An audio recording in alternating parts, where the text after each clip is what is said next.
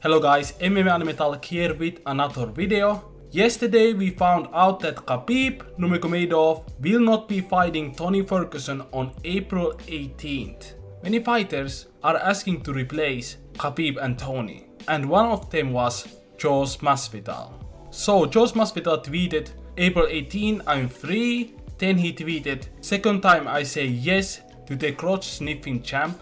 Second time he has a date. Then he also tweeted, shut up Ali, writing tweets for your client. The only thing I'm cutting off is your boy's head. He's not taking it on 2 weeks notice. Cloud chasing, just like the cloud chasing fragile dude. Then his manager Ibrahim Kawa, how is Jorge Masvidal cloud chasing when he's the draw? Do you guys really believe that Kamaru Usman is avoiding Jorge Masvidal? If we look at the top 5 in welterweight division, Jorge Masvidal would be the easiest fight for Kamaru Usman. We have Tyron Woodley, Colby Covington, Leon Edwards and Stipe Wonderboy Thompson in the top 5. So why is Jorge Masvidal saying all this? That's because he needs to create a narrative. You have to make people believe that your opponent is avoiding you, not you avoiding your opponent. So Kamaru Usman took this on Instagram and he exposed Jorge Masvidal and his team. What's up, everybody? It's the Nigerian Nightmare, Kamaru Usman here. Guys, I don't usually do this. I don't usually get on here to try to air things out, but this one kind of hit close to home because, when you got people trying to take advantage of a situation like this, there's a global pandemic going on. People are losing their lives. People have lost their jobs. People can't eat. People at home, stuck at home. And, this clown and his management team thought that this would be a good time to clout chase, to try to jump on and take advantage of the situation. So I got to air it out. I should have put him on blast like my manager told me, put him on blast a couple of days ago when this all unfolded. But I said, no, that's not my style. I don't like to do that. But after today, I'm going to tell you guys what really happened. Guys, last week, obviously, I had an inclination that the Khabib and Tony fight was in jeopardy because Khabib had gone out of the country thinking that the fight was going to take place out of the country due to the fact that we had closed all of our commissions here. So he went out. Unfortunately, now he's stuck out because, they're closing the borders. People can't come in and whatnot. And so I did what I needed to do. I knew there's a ton of guys on this cards, a lot of guys that aren't making that much money, haven't fought in a long, long time, and they needed to fight. So you know what I did? I called Dana White and I said, Dana, you know what? I want to save that event. I want Masvidal. Word for word. Wallahi. I swear on everything. Texted Dana and said, guys, I want Masvidal. I'm going to save this event. And they said, all right, we're going to work on it. I'm texting my manager. We're going back and forth. My manager said, you know what? They just reached out back to us and they said, his management team said, we can't locate Masvidal. You can't locate the guy? They couldn't locate him. They're looking for him. They can't find him. That's word for word. Wallahi what they said. I said, okay, you know what, guys? I'll give you 24 hours to try to find him. Okay. 24 hours go by. I got my sweats on. The next day I'm in the gym. Weighing in 194 already. I'm in the gym. I said, I'm going to get this weight off. It's almost 3 weeks. Less than 3 weeks. I'm going to get all the weight off. And I'm going to get in there and I'm going to save this event.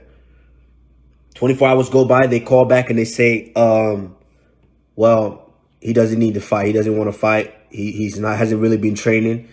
That he's not going to take the fight. That he's too fat. That he's been drinking too much of that ridiculous or whatever that drink is that he's drinking. That he's too fat. He can't fight. I said, what? I thought he was the goon, this and that. They said he can't fight. I said, man. And after that day, I had got off like 6 pounds that day. I said, okay, fine. Goes off, a couple of days go by, and my management said, you should put him on blast for that. And I said, no, that's not really my style. I don't want to do all that. But he said, guess what? They're so low. If the situation was reversed, they were on this side, they would do that. And I said, that's fine. They're not the champ. I'm the champ. I don't need to do that. So my management said, okay, we're not going to say nothing. So today, the news break, first thing these guys do, Jump on Twitter, try to clout chase, try to get fans on their side. Oh, I'm free April 18th. You're free. No, you're not free. If you're free, call Dana White right now. They're not free. He's running his mouth because he's trying to clout chase right now. They're talking about Usman said no. Usman is saying yes right now. What's up? We can still make the fight. They don't want that fight. They don't want the fight. But guys, let me tell you guys the real reason why I wanted the fight. The real reason I wanted the fight is because, guys, this guy is so much hype. He understands. He knows he can't hold a candle to who I am, to what I can do. He knows that.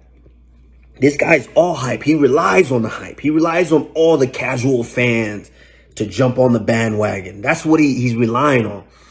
But I knew that that fight would not have people in the stands. It would be empty. So old school wrestling style, like I've been doing way back in high school. Just us in the gym. We don't need the crowd. We don't need anybody. And you know why, guys? Because I want you guys to hear what I'm going to say to him in there. I want you guys to hear every blow. I want you guys to hear, once I take him down, every punch, every elbow, every ground and pound strike I throw. I want you guys to hear him squeal like the pig that he is. I'm not even sure he's Cuban, guys.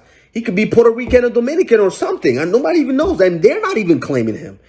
Not even Mexico is claiming him. Y'all seen him wearing the Mexican colors one day. The next day he's wearing this, he's wearing that. Nobody's claiming this guy. But I wanted you guys to hear him squeal. Squeal like a pig, like the little bitch that he is. I wanted you guys to hear all the sounds, the weird sounds that he's going to make once I'm elbowing, I'm slicing up his face. Once I'm dropping hammers on his face. I wanted you guys to hear all that. Nobody in the stands. No fans to cheer him on so he feels like he's somebody. Nobody. Just me and him. That's why I like to break guys. That's what I do to guys. I break them physically. I break them mentally. Once guys fight me, they're never the same. And that's what I wanted you guys to hear. That's why I said I would take that fight. I hadn't been training, but I'll take the fight. Because I want you guys to hear what I do to this guy inside. And now this guy's running around today. Him and his management. I'm not even sure it's him. It's his management team tweeting for him. But guess what? When you let your management team tweet for you, you condone that behavior. This guy's a fraud. He's a phony, guys. That's why I wanted to put him on blast. Let me know down in the comment section, who do you believe? I believe Kamaru Usman 100%. Nobody wants to fight that monster. Jorge Masvidal is going to be the easiest title defense for Kamaru Usman, and probably his biggest payday. There's no reason for him to avoid Jorge Masvidal, but for Jorge Masvidal, this is going to be the toughest match in his career. And if he loses, he's not going to get any more big paydays, and he would also lose his BMF belt. He cannot wear that belt after he loses to Kamaru Usman. That's it for this video. Remember to subscribe to this channel, like this video if you like, and we will see each other in the next video. Stay safe and stay inside.